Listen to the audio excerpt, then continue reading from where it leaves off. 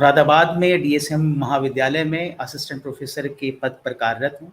समाजशास्त्र विभाग से मैं हूँ और इस समय हम इकाई 2 डिस्कस करेंगे। इकाई 2 जो हमारी कार्ल मार्क्स का जो सिद्धांत है उसमें द्वंद्वात्मक भौतिकवाद को आज हम लोग डिस्कस करेंगे कि द्वंद्वात्मक भौतिकवाद क्या होता है। जैसे कि द्वंद्ववाद मैंने पहले भी आपको बताया था, द्वंद्ववाद के नियम क्या है, क्या द्वंद्ववाद होता है। द्वंद्ववाद को एक साधारण तरीके से देखा जाए, समझा जाए तो जैसे कि मैंने बताया था कि किसी भी वाद या कोई भी जो तथ्य जो होता है उस तथ्य के अपोजिशन में विपरीत अगर कोई तथ्य आता है तो उसे वाद का प्रतिवाद हो जाता है, उसी के बाद वो संवाद में परिवर्तित हो जाए। यानी कि कोई एक वाक्य है या कोई एक तथ्य है, उस तथ्य में कुछ ना कुछ कमियां होती हैं, उनको उजागर करने के लिए उसके अपोजिशन में उसके विपरीत एक अन्य तथ्य आता है, उसे प्रतिवाद कहते हैं। और जब वाद और प्रतिवाद में से जब चीजें मिलती हैं, उनमें से संश्लेषण जो होता है वो फिर संवाद के रूप में बाहर आता है। यही द्वंद्ववाद की अवधारणा। द्वंद्ववाद के नियम के अनुसार अगर देखा जाए तो द्वंद्वात्मक भौतिकवाद द्वंद्ववाद के नियम के विरुद्ध जैसे विपरीत की एकता एवं संघर्ष का सिद्धांत आता है। विपरीत की एकता एवं संघर्ष के सिद्धांत से तात्पर्य है कि कार्ल मार्क्स कहता है समाज में, इस धरती पर, इस पृथ्वीमंडल पर कोई भी वस्तु या कोई भी पदार्थ या विचार जो कुछ भी है वो विपरीत, उनमें आपस में विपरीत के तथ्य पाए जाते हैं। जैसे हर चीज समाज में विपरीत पे आधारित है, जैसे लंबा छोटा, गोरा काला, शुभ लाभ, ये सब विपरीत तो रहते हैं। कोई भी तथ्य होगा, कोई भी चीज होगी, सब में विपरीत पाया जाता है। और इन विपरीत में क्योंकि एक दूसरे से कॉन्ट्रोडिक्शन खंडन पे होते हैं, इसलिए इनमें संघर्ष भी पाया जाता है। ये चीज हम अभी धीरे धीरे जैसे जैसे इसे ऐतिहासिक भौतिकवाद में हम अप्लाई करेंगे या द्वंद्वात्मक भौतिकवाद में अप्लाई करेंगे तो समझ में आ जाएगा। इसी तरीके से निषेध का निषेध नियम होता है। निषेध का निषेध से तात्पर्य ये होता है कोई भी पदार्थ या कोई भी अवस्था इससे पहले की जो अवस्था होती है उसे नकारती है तो एक नवीन अवस्था अस्तित्व में आती है। इसे एक निषेध का निषेध नियम कहते हैं। इसी तरीके से मात्रात्मक से गुणात्मक परिवर्तनों में परिवर्तन का नियम देखा जाता है। उसके द्वारा ये बताया जाता है कि धीरे धीरे समाज में मात्रात्मक परिवर्तन होते रहते हैं और जब वो एक संपूर्ण संश्लिष्ट हो जाते हैं तो वो एक महापरिवर्तन को जन्म देते हैं, जिसे गुणा। इन्हीं चीजों को अगर हम और थोड़े विस्तार से आपको समझाना चाहें तो अब द्वंद्वात्मक भौतिकवाद के नियमों का प्रयोग कर लिया जाता है। जैसे कि आदिम साम्यवादी समाज है, कार्ल मार्क्स बताते हैं आदिम साम्यवादी समाज से तात्पर्य जो कार्ल मार्क्स का था। जैसे आदिम, देखिए पहले बताता हूँ, द्वंद्वात्मक भौतिकवाद को उन्होंने ऐतिहासिक भौतिकवाद के आधार पर 4 समाजों में बांटा। पहला एक आदिम साम्यवादी समाज, दूसरा दास प्रथावादी समाज, तीसरा सामंतवादी समाज और चौथा पूंजीवादी समाज। तथा इसके बाद हम लोग सामाजिक परिवर्तन एवं क्रांति की भी बात करेंगे। और द्वंद्ववाद की जो सिद्धांत था वो अरस्तु से लेके सुकरात, प्लेटो, सब ने उसके बारे में कोई ना कोई बात जरूर करी है। मुझे लग रहा है कि विपरीत की एकता, निषेध का निषेध नियम, ये आप लोगों को समझ में आ गए होंगे। अब इसके बाद हम लोग चलते हैं कि किस प्रकार से द्वंद्वात्मक भौतिकवाद आदिम साम्यवाद में अप्लाई किया जाएगा। आदिम साम्यवादी समाज के बारे में जो कार्ल मार्क्स बताता है कि वो ऐसा समाज था जिसमें किसी भी प्रकार का विभेद नहीं था, लोगों में कोई भी श्रम विभाजन नहीं था और संपूर्ण लोग, सब लोग एक ही प्रकार के व्यवसाय में लगे हुए थे, चाहे वो कृषि हो या जानवरों को मार के खाने वाला व्यवस्था, ये सब चीजें उसके अंदर आती थी और किसी भी प्रकार का कोई भी विभेद लोगों के मध्य नहीं था। श्रम विभाजन भी बड़ा ही आसान रूप में उपस्थित था और उत्पादन के संबंध सहकारिता और एक दूसरे के सहयोग पर आधारित थे। ये संबंध इस तरह से निर्धारित होते थे कि प्रकृति की महाकाय शक्तियों का मुकाबला आदिम व्यक्ति अपने आदिम औजार जो बनाता, जो आप प्रस्तर जानते, पत्थरों के औजार बनाता था, उनके साथ सामूहिक रूप से करता था और सब में बराबर बट जाता था। अगर देखा जाए तो आदिम समाज में भी उत्पादक शक्तियां निरंतर विकसित होती रही, जैसे नए औजार बनाए गए और कार्य कौशल को धीरे धीरे बढ़ाया भी गया। इस समाज का सर्वाधिक महत्वपूर्ण परिवर्तन था धातु के औजार बनाने, यानी कि नए धातु के औजार बनने लगे और लोगों का उस पर आधिपत्य होने लगा। जब धीरे धीरे आधिपत्य होने लगा, जैसे मैंने बताया, नए धातु के औजार बनने लगे, नई नई थोड़ी तकनीक विकसित होने लगी, तो ये धीरे धीरे मात्रात्मक परिवर्तन, इसको समझने की कोशिश करिएगा, ये मात्रात्मक मात्रात्मक परिवर्तन है। यानी कि उत्पादन के सामुदायिक संबंधों तथा शोषक वर्ग के संभावित स्वरूपों के मध्य विरोधाभास के कारण फिर उसके बाद गुणात्मक परिवर्तन होता है। यानी कि जब लोगों का मालिकाना हक होने लगा, उन औजारों पे मालिकाना हक होने लगा, तो वो लोग वर्ग का कहीं ना कहीं निर्माण करने लगे और इस व्यवस्था में विपरीत शक्तियों के मध्य संघर्ष था, जिसके परिणाम स्वरूप आदिम साम्यवादी व्यवस्था का निषेध हुआ। इसके फलस्वरूप दास प्रथा की एक नई अवस्था अस्तित्व में आई और दास प्रथा जो थी एक तरीके से जो आदिम साम्यवादी अवस्था थी उसका निषेध करके दास प्रथावादी समाज अस्तित्व में आया। दास प्रथावादी समाज की बात करी जाए कि दास प्रथावादी समाज में हमें जैसे क्लियर हो रहा है कि इसमें गुलाम है और उनके मालिक हैं, यानी कि जबरदस्ती लोगों को गुलाम बनाया गया, परिवारों का समाज पर आधिपत्य हुआ। दास प्रथावादी समाज में उत्पादन के संबंध मालिकों के संपूर्ण स्वामित्व पर आधारित थे, यानी जो मालिक थे वो दासों को नियंत्रित करते थे। मालिकों का उत्पादन के साधनों उस दासों तथा उनके द्वारा किए गए उत्पाद पर भी स्वामित्व होता था, यानी कि दासों के पास, गुलामों के पास अपने श्रम के अलावा कुछ नहीं बच रहा था और जैसा मालिक चाहते थे वैसा होता था। इस समाज में मालिक और दासों के मध्य विरोध मौजूद था। जो विपरीत की एकता वाली जो बात यहाँ पर समझने का प्रयास करिए, इस समाज में मालिक और दासों के मध्य विरोध मौजूद था। जब इन विरोधाभासों के मध्य संघर्ष परिपक्व दशाओं तक पहुंच गया तो समाज में गुणात्मक परिवर्तन हुआ, जिसके परिणाम स्वरूप दास प्रथावादी समाज के बाद सामंतवादी समाज आता है। सामंतवादी समाज की बात करी जाए तो उसमें क्या है, सामंतवादी समाज में जमीनों के भूपति होते हैं, जो जमीनों के मालिक होते हैं, जिनके नियंत्रण में संपूर्ण जमीन होती है और वो उस पे उनका मालिकाना हक होता है। दूसरे दूसरे कृषक मजदूर होते हैं, यानी कि जो लोग कृषि करते हैं और उनका अपनी स्वयं की कोई जमीन नहीं है, स्वयं का कोई उनका अपना भूमि पर अधिकार नहीं है, वो केवल और केवल जो भूपति हैं उनकी जमीन पर कृषि कार्य करते हैं और वो एक तरीके से वो भी दास का रूप लेकर कार्य करते हैं। इसी प्रकार से देखा जाए तो सामंतवादी व्यवस्थाओं में विपरीतों का संघर्ष, यानी कि जो भूमिहीन किसान है और सामंतवादी जो भूमिपति, उनके बीच संघर्ष होता है और फिर अपनी एक परिपक्वता स्टेज पे पहुंच जाता है, यानी कि मात्रात्मक, धीरे धीरे मात्रात्मक से गुणात्मक परिवर्तन होता है और सामंतवादी व्यवस्था का पतन होता है और इसके बाद पूंजीवादी व्यवस्था आती है, यानी कि आदिम साम्यवादी समाज या अवस्था का निषेध करके सामंतवादी आता है। फिर सामंतवादी के बाद पूंजीवादी समाज इस प्रकार अस्तित्व में आता है। निजी पूंजीवादी स्वामित्व पर आधारित पूंजीवादी उत्पादन संबंधों ने उत्पादक शक्तियों की अत्यधिक तेज प्रगति में सहायता दी। धीरे धीरे जो होती थी औद्योगिक संरचना बढ़ने लगी, उद्योग धंधे आने लगे और नवीन उद्योग स्थापित किए जाने लगे। जब नवीन उद्योग स्थापित होने लगे तो उस पे कुछ लोगों का मालिकाना हक हो गया। अगर देखा जाए तो कार्ल मार्क्स तीन तरह के वर्गों की बात करता है। जैसे मैं अभी जल्दी से आपको एक बता देता हूँ, तीन तरह के वर्गों की बात करता है। पहला वर्ग जो होता है, पहले वर्ग में वो होते हैं जो, ये पूंजीवादी व्यवस्था की बात हो रही है, पूंजीवादी समाज की। पहले में वो वर्ग आते हैं जिनके पास उत्पादन के साधनों, यानी कि जो उद्योग धंधे हैं या जो मशीन है, उनका नियंत्रण होता है। दूसरे में वो लोग आते हैं जो भूमिपति होते हैं, यानी कि जिनका भूमियों पर स्वामित्व होता है। और तीसरा वर्ग वो हो जाता है जो श्रमिक है, जिसके पास श्रम करने के अलावा और अन्य कोई कार्य नहीं बचता।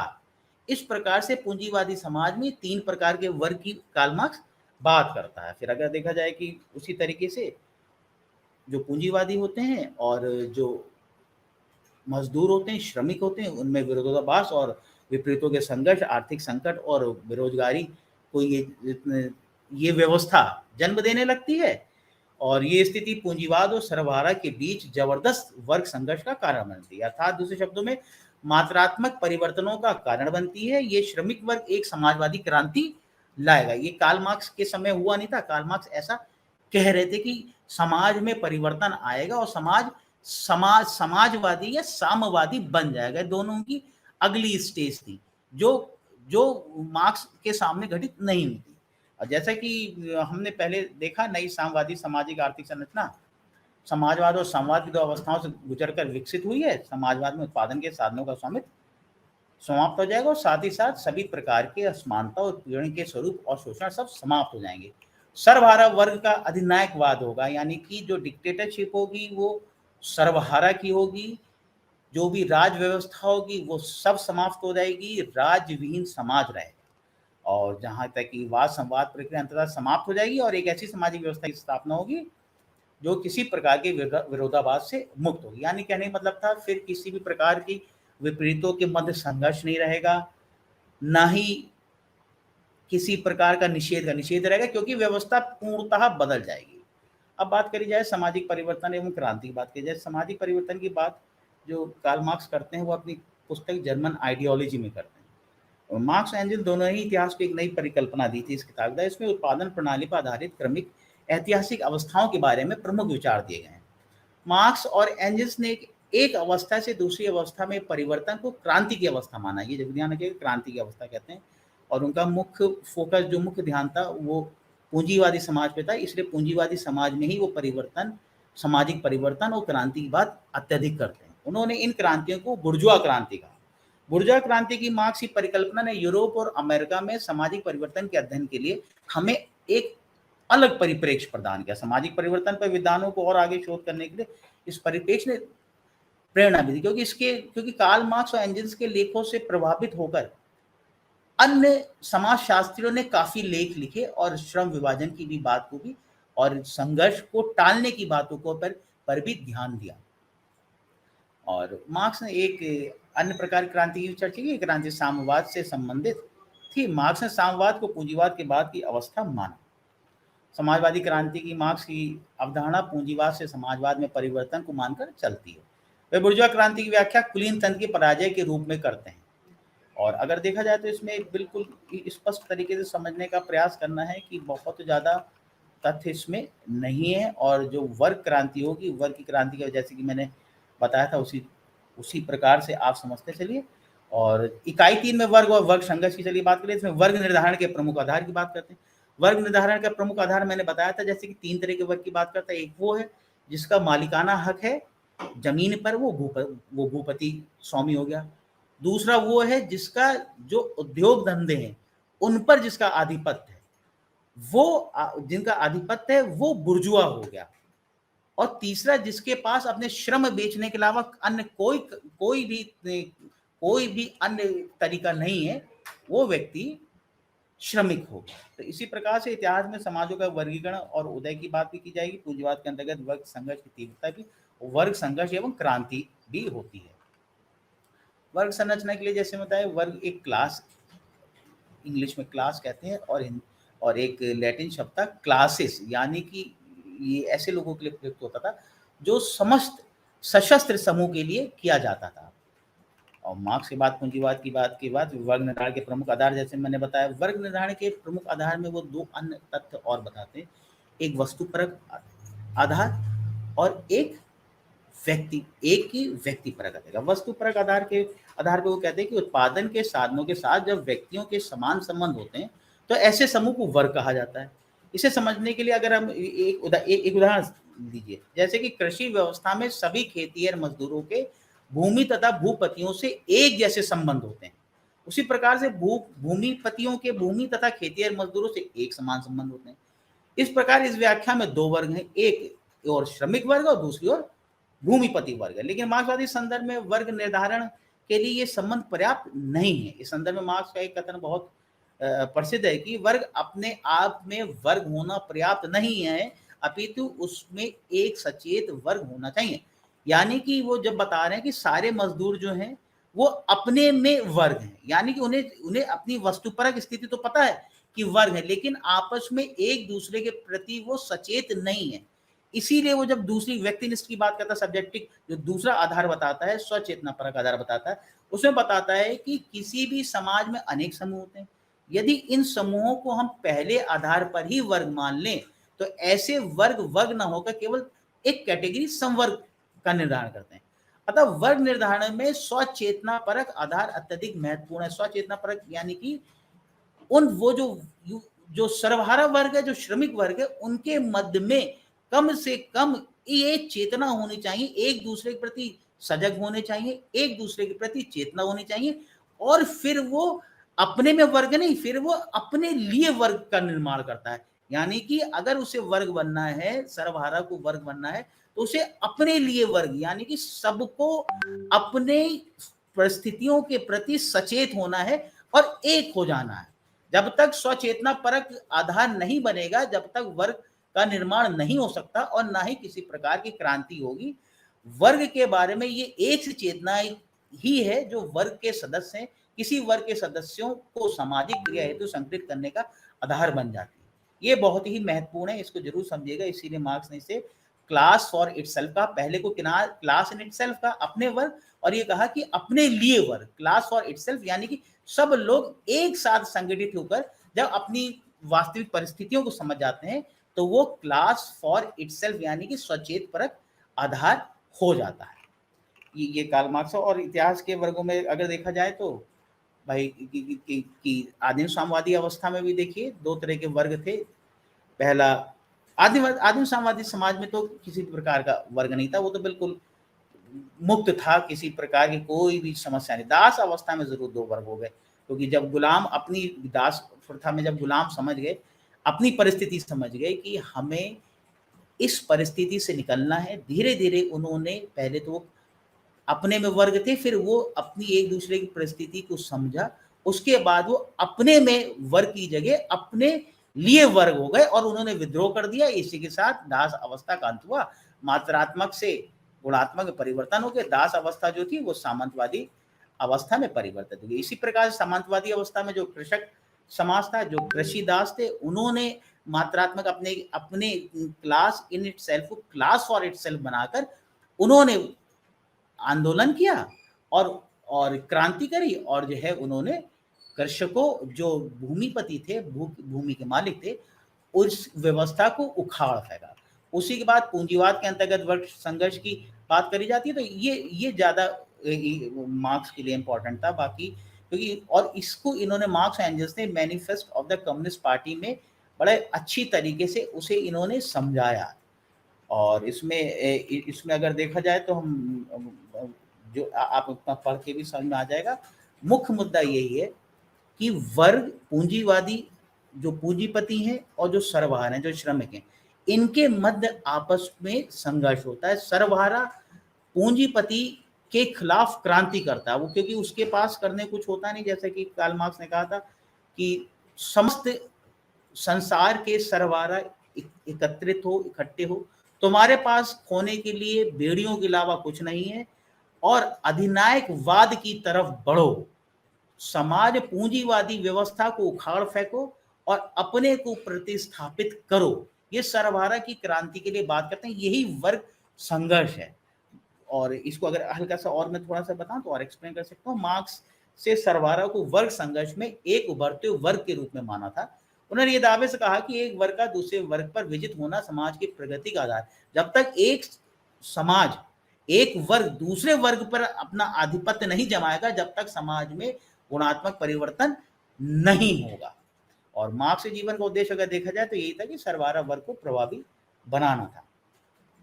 और यहाँ पर ये स्पष्ट कर देना चाहेंगे, वर्ग संघर्ष का विचार सबसे पहले कार्ल मार्क्स ने नहीं दिया था, ये सेंट सिमोन थे, उन्होंने ये विचार दिया था। उसके बाद इसी तरीके से धीरे धीरे वर्ग संघर्ष होता है। और वर्ग संघर्ष कहाँ सर्वहारा को अपनी स्थिति कैसे पता लगती है, इसके लिए मार्क्स ने एक अलगाव की अवधारणा दी। अलगाव मतलब एलिनेशन, यानी कि अपनी ही चीज से अलग हो जाना।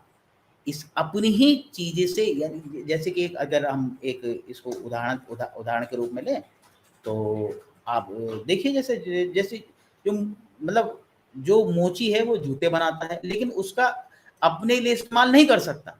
उसकी बनाई हुई रचना यानी कि जो जूता है एक ऐसी वस्तु बन जाती है जो उससे अलग हो जाती है।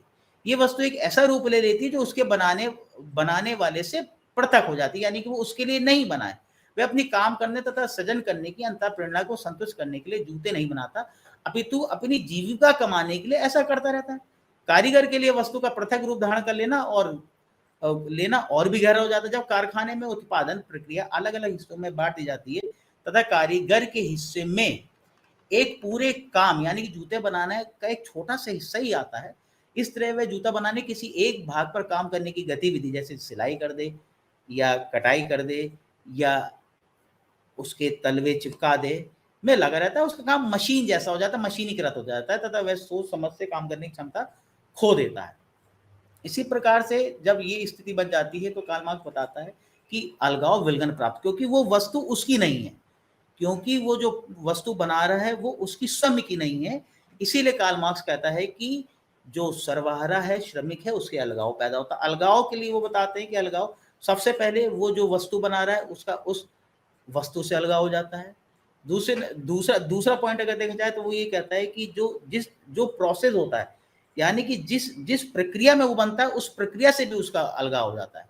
धीरे धीरे वो इतना मशीनीकृत हो जाता है कि इसके आसपास का जो पर्यावरण, जो उसके साथी हैं, वो उनसे भी अलगाव महसूस कर लेता है। किसी प्रकार की तारतम्यता नहीं चलती, क्योंकि वो एक प्रक्रिया में लगा हुआ है, उसका कार्य निर्धारण है कि उसे इतना करना है।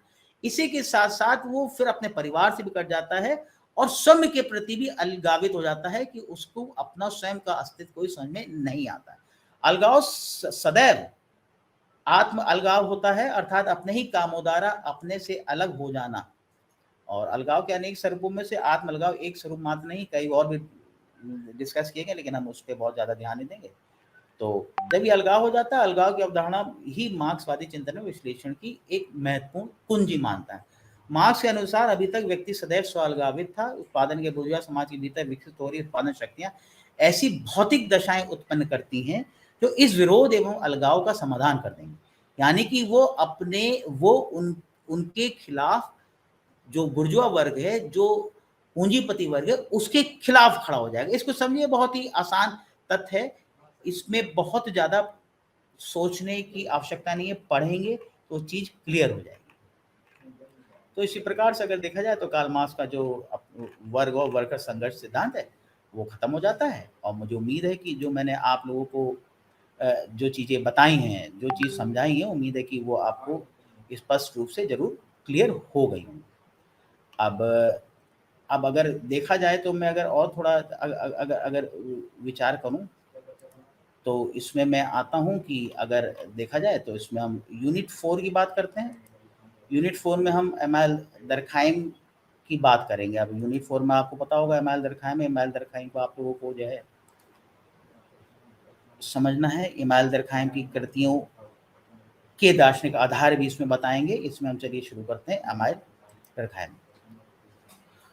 इमाइल दरखाइम का थोड़ा जीवन परिचय भी देंगे, सामाजिक ऐतिहासिक पृष्ठभूमि भी बताएंगे, सामाजिक यथार्थवाद, विज्ञानवाद एवं इन सब चीज़ों की भी हम बात करेंगे। और इमाइल दरखाइम एक फ्रांसीसी समाजशास्त्री थे। इमाइल दरखाइम का जन्म 15 अप्रैल 1858 को पूर्वी फ्रांस के एक इपिनल नामक छोटे से कस्बे में हुआ था। इनका पालन पोषण एक यहूदी परिवार में होता है। इनके पिता रब्बी थे। रब्बी जो होते थे वो आध्यात्मिक गुरु या धार्मिक गुरु कहलाते थे। बचपन में इन्होंने हिब्रू भाषा पढ़ी और धीरे धीरे ये धर्म की पढ़ाई पर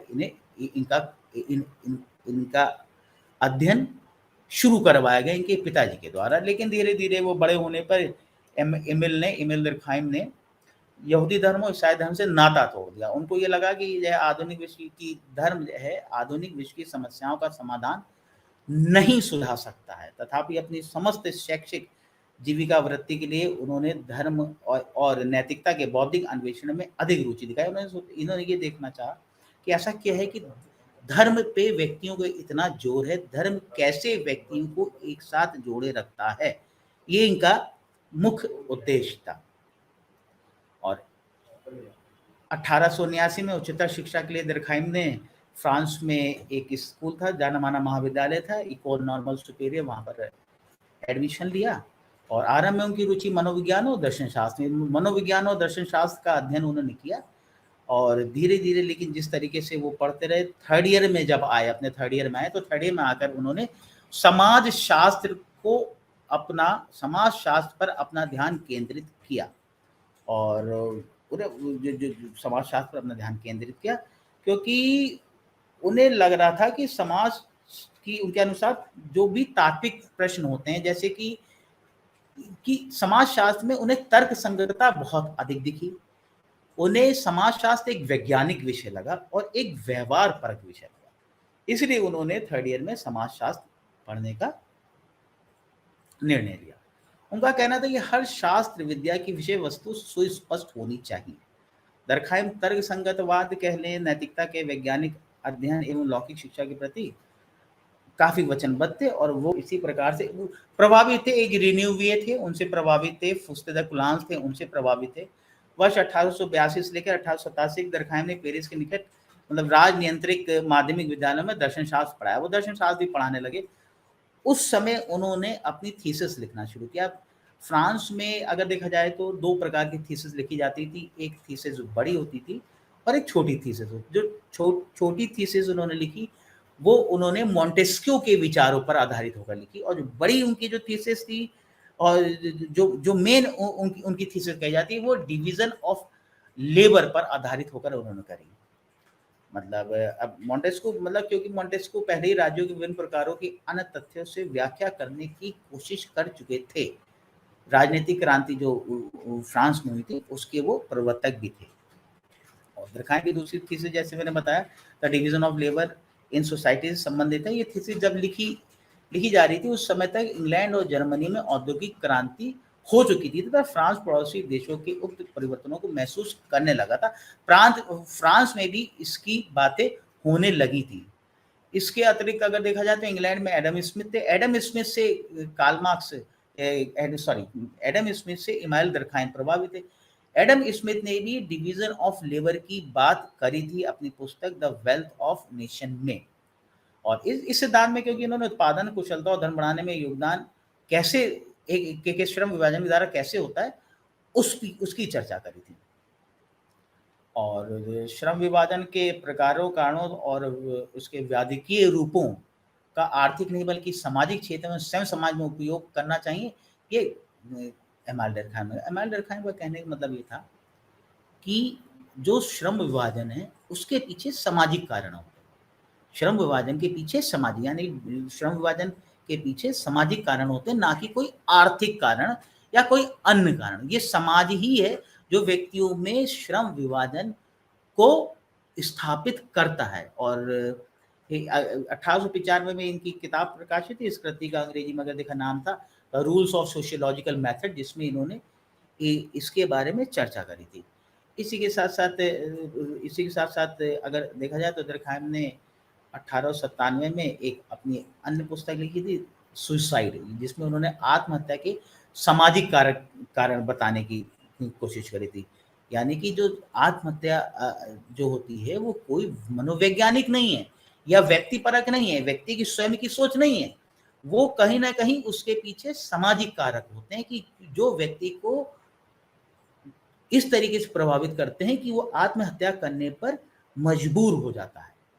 ये इनका कारण था। देखिए ध्यान दीजिएगा, इनका मुख्य फोकस जो था, जो मेन इनका फोकस था, वो समाज को किस तरीके से स्थापित किया जाए। संपूर्ण जो जो घटनाएं घटित हो रही है वो समाज से सब किस प्रकार जोड़ी जाए, यही उनका मुख्य आधार था। इस और समाजशास्त्र के जैसे कि एलेक्स इंग्लिश की किताब थी व्हाट इज सोशियोलॉजी, उन्होंने समाजशास्त्र के 4 फाउंडिंग फादर्स यानी कि वो बताए जिन्होंने समाजशास्त्र को स्थापित करने में अपना योगदान दिया। पहले अगस्त कोम थे। अगस्त कोम के बारे में आपको पता ही है। कार्ल मार्क्स के बारे में मैंने बता दिया। इमानुएल दरखाइम भी वो व्यक्ति थे दरखाइम जिन्होंने एक कोशिश करी, जिन्होंने समाजशास्त्र को स्थापित करने का पूरा प्रयास किया। समाजशास्त्र के ये पहले प्रोफेसर थे। जब तक समाजशास्त्र फ्रांस में विषय के आधार पर नहीं था, इसके पहले प्रोफेसर वो बने, जैसे बोर्डियो यूनिवर्सिटी में वो थे। और क्योंकि कांत वर्ष मतलब 1822 में समाजशास्त्र के लिए सोशियोलॉजी शब्द गढ़ चुके थे, समाजशास्त्र की ये शास्त्र विद्या अब भी शैक्षिक मान्यता के लिए संघर्षरत थी, जैसे मैं बता रहा हूँ। और समाजशास्त्र के प्रभाव को मन में स्पष्ट रूप से देखने के लिए दरखाइम ने जर्मन में विश्वविद्यालयों पर ध्यान केंद्रित किया।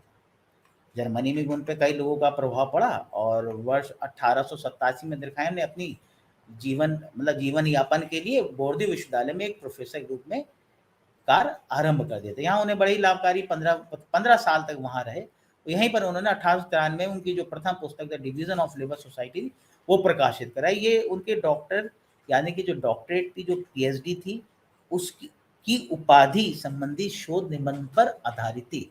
यानी कि जो उन्होंने शोध किया था उस पर आधारित पुस्तक इनकी छपी थी। और देखा जाए तो बॉर्डू यूनिवर्सिटी में उनकी अन्य पुस्तकों में 1895 में the rules of sociological method थी, 1897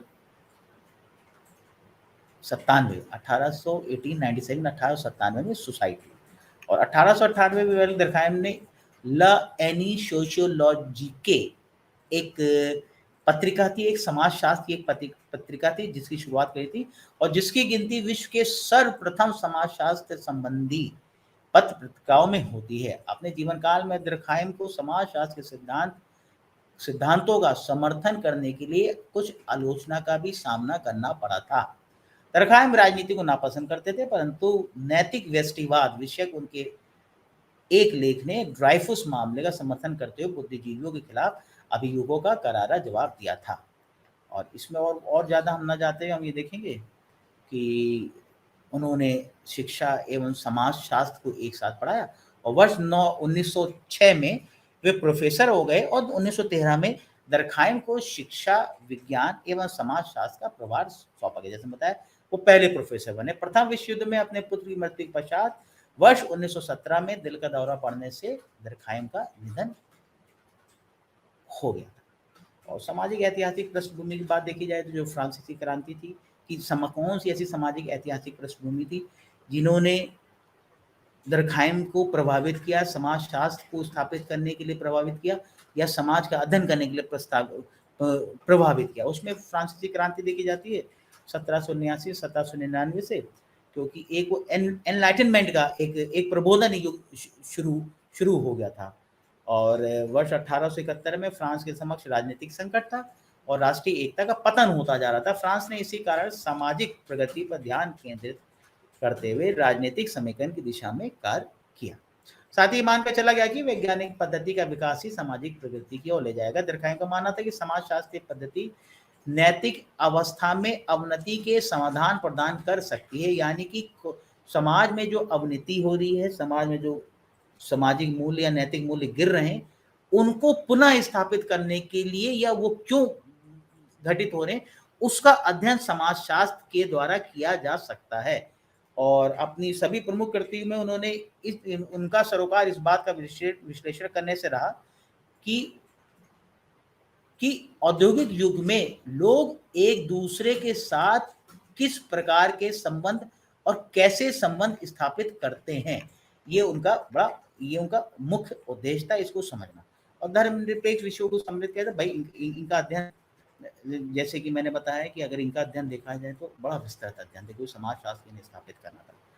और समाजशास्त्र स्थापित करने के लिए उन्होंने श्रम का विभाजन बताया, धर्म का प्रारंभिक रूप बताया, आत्महत्या का सिद्धांत दिया। इसी प्रकार से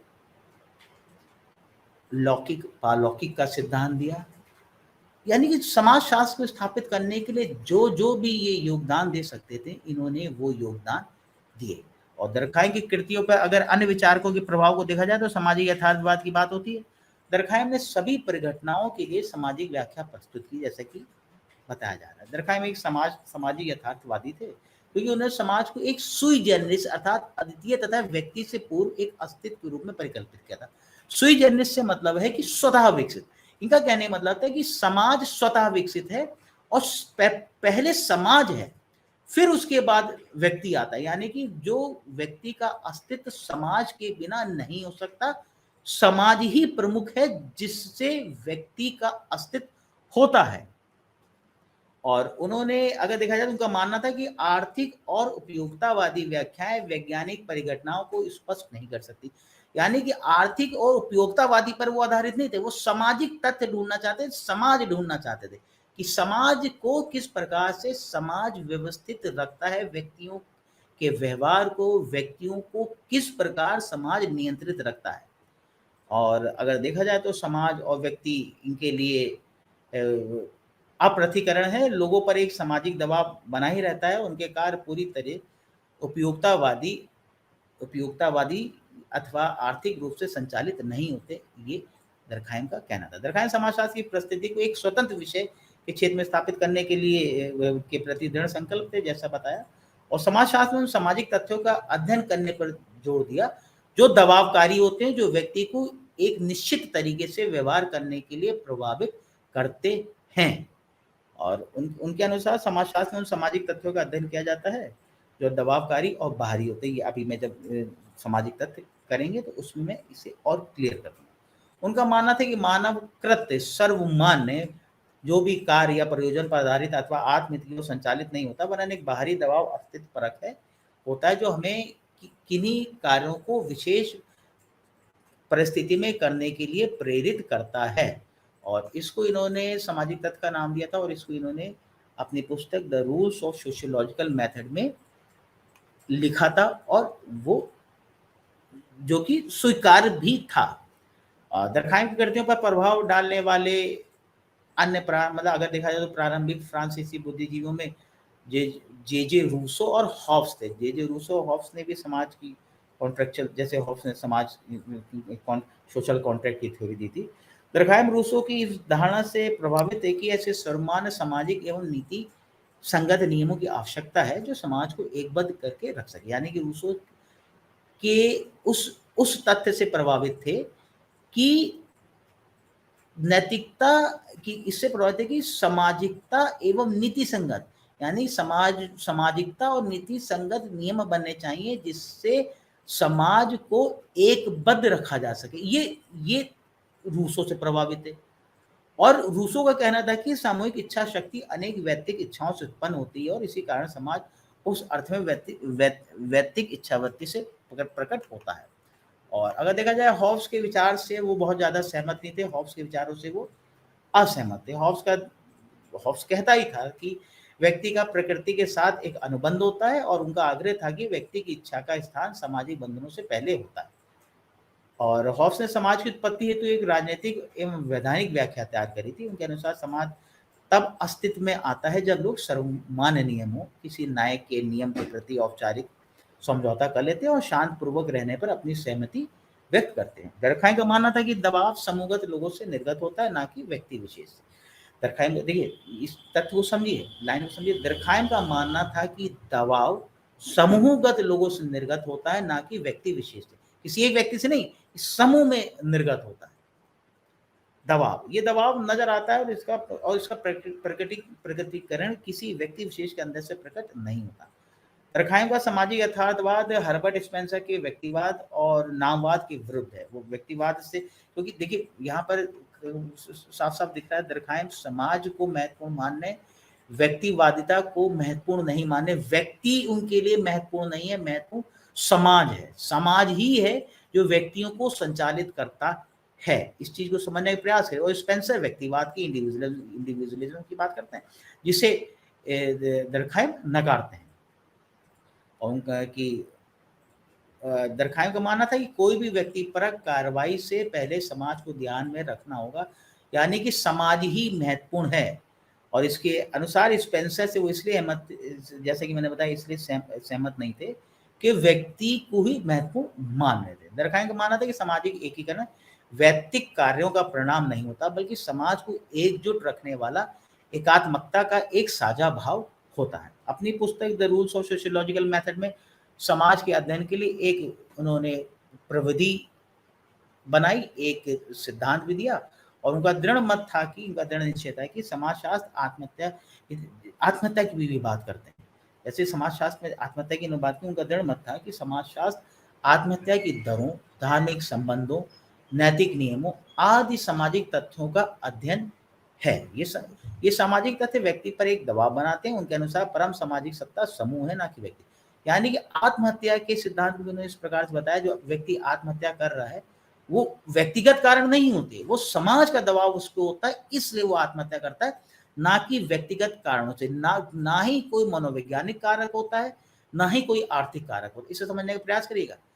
कार्ल मार्क्स के अनुसार जो व्यक्ति जो आत्महत्या करता है उसके पीछे ना ही कोई मनोवैज्ञानिक कारक है, ना ही कोई आर्थिक कारक है। कारक क्या है? वो समाज ही ऐसी परिस्थिति पैदा कर देता है, समाज से नियमहीनता हो जाती है, अलगाव हो जाता है, इसलिए व्यक्ति आत्महत्या करता है।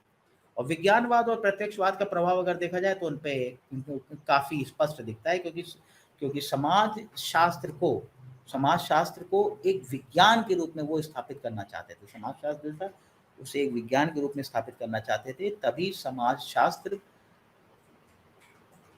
एक विषय के रूप में पहचाना जाएगा। और उनका मुख्य उद्देश्य ये था, समाज शास्त्र को वो दर्शन शास्त्र से और मनोविज्ञान से बड़ा ही स्पष्ट रूप से उनमें एक विभेद लाना चाहते थे।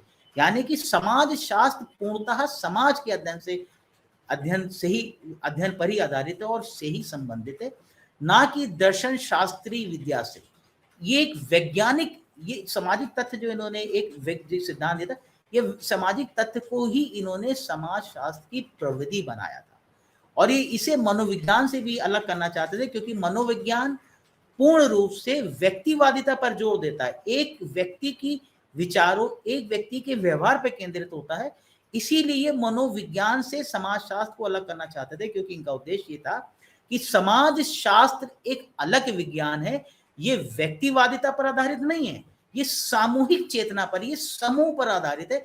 समूह के द्वारा जो निर्माण होता है वही समाज होता है, और उसी समाज के लिए ही वो इसी से प्रभावित थे, और समाज को ही ये ऊपर रख के इस चीज को विश्लेषित करना चाहते थे। और वर्ष 1887 में बोर्डियो ने एक प्रोफेसर के रूप में नियुक्त किए जाने के बाद दरखाइम ने समाजशास्त्र के अध्ययन को एक शैक्षिक विषय क्षेत्र के रूप में संस्थापित कर दिया, जैसा कि वो चाहते थे। और उनके अनुसार समाजशास्त्र को एक वैज्ञानिक विषय क्षेत्र के रूप में तभी स्थापित किया जाना चाहिए जब सामाजिक क्रियाकलापों में अंतर्निहित कारणात्मक संबंधों का अध्ययन किया जाए। अब यहाँ समझिए, कारणात्मक, कार्य कारण संबंध, यानी कि कोई घटना घटी है, जैसे जैसे कहा जाए कि भाई बारिश क्यों हो रही है, इसके पीछे कोई कारण तो है। ऐसा तो है नहीं कि इसके पीछे कारण, इसके पीछे कारण है जो पानी है, पानी पर सूर्य की किरणें पड़ी और सूर्य की किरणों ने उस पानी को उबाला। वो जब पानी उबला तो वो भाप बनकर वायुमंडल में गया, वायुमंडल में जाकर वो बादलों का रूप लेते था, और जहां नमी मिलती है वो वहां बरस जाता है। यानी कि बारिश होना एक कार्य कारण संबंध है, ना कि कोई दैवीय कारण है। बहुत स्पष्ट है। उसी प्रकार से, ठीक उसी प्रकार के विज्ञान पर समाज शास्त्र को ये स्थापित करना चाहते थे। यही कारणात्मक संबंधों का अध्ययन ये समाज शास्त्र में लाना चाहते थे। और प्रत्यक्षवादी सिद्धांत ने ये प्रतिपादित किया कि दर्शन शास्त्र अथवा इतिहास जैसे जो ये मीमांसात्मक सैद्धांतिक विज्ञान शास्त्रों को प्रेक्षित तथ्यों के बीच के संबंध पर आधारित समानताओं की खोज करनी चाहिए। ये चाहते थे कि दर्शन शास्त्र या जो मनोविज्ञान है वो भी इस प्रकार के चीजों या इस प्रकार उनका अध्ययन भी इस प्रकार आधारित हो। समाजशास्त्र जो उस समय एक विषय क्षेत्र के रूप में उभर रहा था, मात्र निराधार कल्पनाओं की बजाय समान निष्कर्ष स्थापित करने की स्थिति में पहुंच चुका था। एक वैज्ञानिक विषय क्षेत्र के रूप में समाज शास्त्र संबंधी अपनी समझ विकसित करने की प्रक्रिया में दरखाइम पर विभिन्न बुद्धिजीवियों का प्रभाव पड़ा था। जैसे कि मैंने बताया, मॉन्टेस्क्यू थे, सेंट साइमन थे, कॉम्ट थे। कॉम्ट से भी बहुत प्रभावित थे, क्योंकि कॉम्ट ने ही समाज शास्त्र की नींव डाली थी। और मॉन्टेस्क्यू ने, क्योंकि एक अगर देखा जाए तो एक राजनीतिक वैज्ञानिक थे, और उनकी राजनीतिक जो समझ थी उसका भी इन पे काफी प्रभाव पड़ा था। और कॉम्ट के अनुसार, अगर मैं मेन कॉम्ट पे आते हैं, क्योंकि कॉम्ट ही समाजशास्त्र के जनक थे। कॉम्ट के अनुसार धर्म विज्ञान के चरण में मनुष्य प्रकृति में क्यों और कैसे ईश्वरीय इच्छा के रूप में स्पष्ट क्यों प्रकट करता है, उसको स्पष्ट करने का प्रयास करते हैं। दरखाइम का मानना था कि जैसे मैंने बताया कि समाज जो है सुई जेनेसिस होता है। सुई जेनेसिस का मतलब होता है समाज का स्वतः ही अस्तित्व में आना, समाज स्वतः ही अस्तित्व में आता है। और उन्होंने नई विधि, अपने उनके एक भतीजे थे मार्शल मॉस के साथ मिलकर दरखाइम ने समाजों का अध्ययन करने के लिए तुलनात्मक विधि अपनाई। तुलनात्मक विधि से तात्पर्य यह है कि उन्होंने अन्य समाजों में भी गए, यानी कि जैसे वो फ्रांस को छोड़ के अरुंडा ट्राइब ऑस्ट्रेलिया की, अभी अब जब धर्म की हम बात करेंगे इनके योगदान की, तब हम आपको बताएंगे, उसमें आपको पता लगेगा कि ये अन्य एक ही देश में नहीं रहे, अन्य देश में जाकर भी इन्होंने अध्ययन किया। तभी ये तुलनात्मक व्यवस्था, यानी दो समाजों के मध्य तुलना कर सके। और इसीलिए कहा जाता है इन्होंने अपने भतीजे मार्शल मॉस भी आप पढ़ेंगे समाजशास्त्र में, जैसे धीरे धीरे आगे बढ़ेंगे मार्शल मॉस के योगदान को भी आप देखेंगे, उनका मानव विज्ञान में भी काफी योगदान है। तो इन दोनों ने मिलकर तुलनात्मक विधि को विकसित किया था। और ये भी कह सकते हैं कि विकसित क्या किया था और अपनाया भी था और परिष्कृत किया था। समाजों के कर्म विकास को समझने के लिए उन्होंने तुलनात्मक विधि का प्रयोग सरल एवं आधुनिक समाजों में कारणात्मक कानूनों को समझने में किया। दरखाइम और मार्शल मॉस का मानना था कि सभ्यता की कोई गुण संकल्पना प्रस्तुत करने के बजाय निर्जातीय वर्णन, जो मैंने बताया एथनोग्राफिक, अगर कोई सभ्य समाज है और कोई असभ्य यानी कि कोई जनजातीय समाज है, उनके मध्य जो निर्जातीय वर्णन संबंधी अध्ययन कार्यों में भी लगना चाहिए और विभिन्न राज्यों, राष्ट्रों एवं सभ्यताओं के बीच अंतर स्पष्ट करना आवश्यक है। इसी के साथ देखा जाए तो इनको जो प्रभावित करने वाले थे वो प्रकारवाद भी था। प्रकारवाद क्या होता है? प्रकारवाद को अगर देखा जाए तो इसको हम जैविक साम्यता की भी बात करते हैं। दरखाइम ने समाज के अध्ययन में कॉम्ट और स्पेंसर से एक प्रस्तावित, जैसे कि इसमें लिखा है, जैसे कि पुस्तक में है, कायिक अनुरूपता को शामिल किया। इसको समझने का प्रयास करिएगा। जैविक सादृश्यता इसे कहते हैं। समाज किसी जीव के सदृश होता है, जीव के समान होता है। समाज समझने का प्रयास करिए, समाज किसी भी जीव के सदृश होता है। समाज के विभिन्न विभिन्न भाग आपस में जुड़े होते हैं और पूरे समाज को स्थायी बनाए रखने के लिए मिलकर काम करते हैं। ये समग्र उसके भागों के कुलयोग से कहीं अधिक होता है और इसे उसके एक व्यक्तिगत नहीं है, बल्कि व्यक्तिगत भागों तक सीमित नहीं किया जा सकता। जैसे कि हमारा दिल है, हमारा हृदय है, उदाहरण के लिए अगर लिया जाए तो इनका कोई अपने में अस्तित्व नहीं है। अगर दिल को शरीर में से निकाल दिया, हृदय को शरीर से निकाल दिया जाए, फेफड़ों को निकाल दिया जाए, तो इनका कोई कारण नहीं, मृत है, ये खत्म हो जाएंगे। इसी तरीके से वो समाज में बताते हैं कि समाज में भी जो समाज के जो अंग है, चाहे वो धर्म हो, चाहे वो कानून हो, चाहे वो परिवार हो, समूह हो, विद्यालय हो, महाविद्यालय हो, जो कुछ भी है, ये सब अंग हैं। इनका अपने में कोई इकलौता सरोकार नहीं है।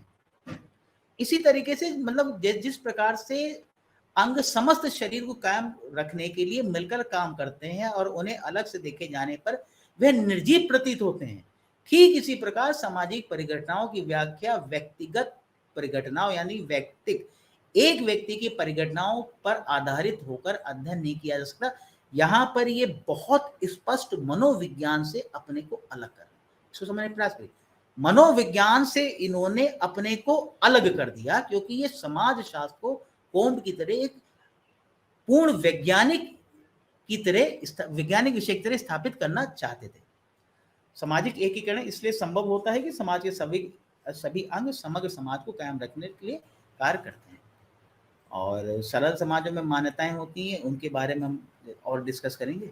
और मुझे लगता है कि अब मैंने जो सामाजिक इन पे जो सामाजिक कौन सी ऐसी दशाएं थी, कौन सी ऐसी सामाजिक आर्थिक या राजनीतिक दशाएं थी जो जिन्होंने दरखाइम को प्रभावित किया और एक समाजशास्त्र को एक विषय के रूप में स्थापित करने का जोर दिया, और इन पर किन किन के प्रभाव थे, जैसे कि रूसो का मैंने नाम लिया, हॉब्स का नाम लिया, मॉन्टेस्क्यू का नाम लिया, कॉम्ट का नाम लिया, या कौन कौन से सिद्धांत जैसे कि यथार्थवाद की बात करी, प्रकारवाद की बात करी, इन सब ने मिलकर इन्हें प्रभावित किया। और मुझे उम्मीद है कि एक स्पष्ट रेखा खिंच गई होगी और अगले अगले सेशन में दरखाइम को पूर्ण रूप से संपूर्ण कर दिया जाएगा और बिल्कुल इसको खत्म कर दिया जाएगा। और खत्म का मतलब कि इसके जो सिद्धांत हैं उनको समझ लिया जाएगा।